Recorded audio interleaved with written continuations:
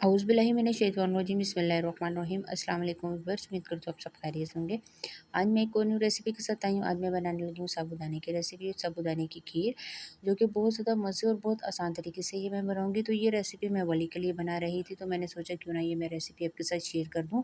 बहुत आसान तरीके से बनाऊँगी। तो बनाने से पहले मैं आपको बता दूँ कि इसके बहुत सारे फ़वाइद हैं।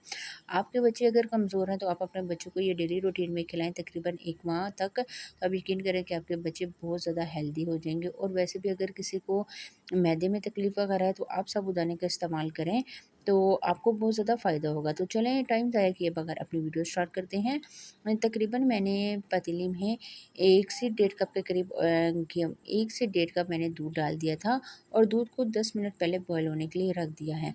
ये दूध मैं फ़्रेश इस्तेमाल कर रही हूँ और साबूदाना जो है वो तकरीबन मैंने 3 से 4 चम्मच ले लिया है।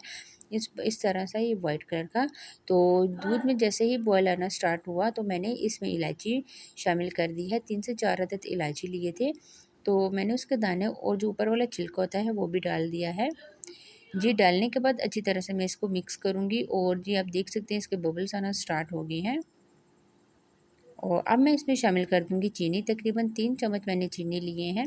चीनी मैं इसमें थोड़ा-सा कम शामिल कर रही हूँ क्योंकि मैंने वली को खिलाना था, तो ज़्यादा मीठी चीज़ें मैं इसको नहीं खिलाती। आप चाहें तो चीनी को ज़्यादा और कम कर सकते हैं। अच्छी तरह से मैं इसको मिक्स करूँगी। इसका थोड़ा-सा बॉयल आने तक हम इसका वेट करेंगे।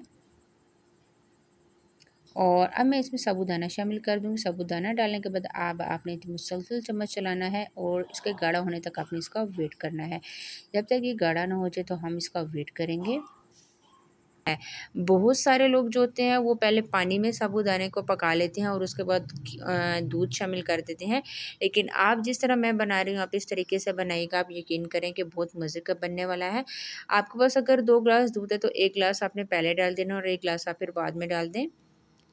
जी, तो मैं चम्मच मुसलसल चला रही हूँ।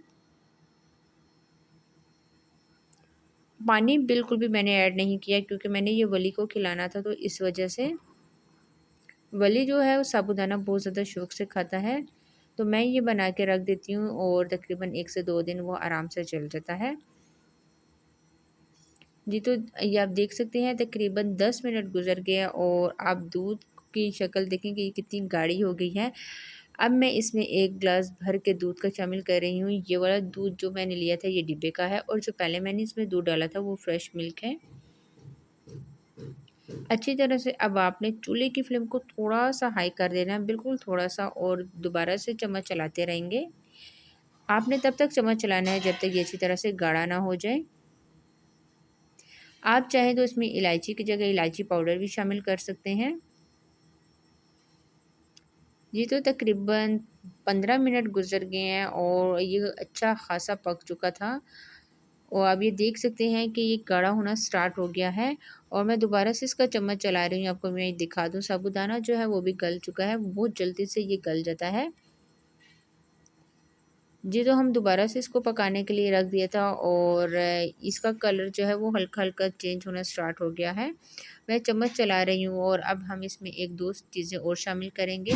इसका फ्लेवर बढ़ाने के लिए, इसका फ्लेवर मज़े का हो जाए, तो इसमें मैं डाल दूँगी तकरीबन मेरे पास थोड़ी-सी मलाई पड़ी हुई थी। मैंने जो है वो फ्रेश मलाई इस्तेमाल किया। अगर आपके पास फ्रेश नहीं है तो आप क्रीम भी 1 से 2 चम्मच डाल सकते हैं। जी, तो ये डालने के बाद अब इसमें 2 चम्मच भर के मैं पिसा हुआ नारियल डाल दूँगी, वाइट वाला जो कोकोनट होता है। और ये दोनों चीज़ें डालने के बाद आपने अच्छी तरह से इसको करना है मिक्स और फिर दोबारा से इसको पकने के लिए रख देना है तकरीबन 4 से 5 मिनट। जो मैंने अभी नारियल पिसा हुआ डाला है, इससे बिल्कुल इसका खीर की तरह फ्लेवर आएगा और बच्चे जो है वो बहुत ज़्यादा शौक से खाएँगे। आप चीनी की जगह शक्कर भी शामिल कर सकते हैं। जी, तो इस पॉइंट पे मैं चूल्हे की फ्लेम को ऑफ़ कर दूँगी और इसको ठंडा होने के लिए रख देती हूँ, फिर बाउल में सर्व करके आपको दिखाती हूँ। जी, तो मैंने बाउल में डाल दिया है। अभी ये थोड़ा बहुत गरम था, तो मैं आपको दिखा देती हूँ। ये देखें अभी थोड़ा-थोड़ा ये पतला लग रहा है, लेकिन जब ये अच्छी तरह से गाढ़ा हो जाएगा, ये ठंडा हो जाएगा, तो ये बहुत ज़्यादा थिक हो जाएगा और आप यकीन करें ये बहुत ज़्यादा मज़े का बना था।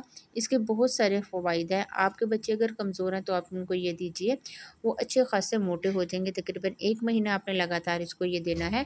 तो उम्मीद करती हूँ कि ये रेसिपी आपको बहुत पसंद आएगी। तो आज के लिए इतना ही। इंशाल्लाह नेक्स्ट वीडियो में आपके साथ मुलाकात मुलाकात होगी, तब तक के लिए मुझे दीजिए इजाज़त। दुआ में याद रखिएगा, अपना बहुत सारा ख्याल रखिएगा। अल्लाह हाफ़िज़।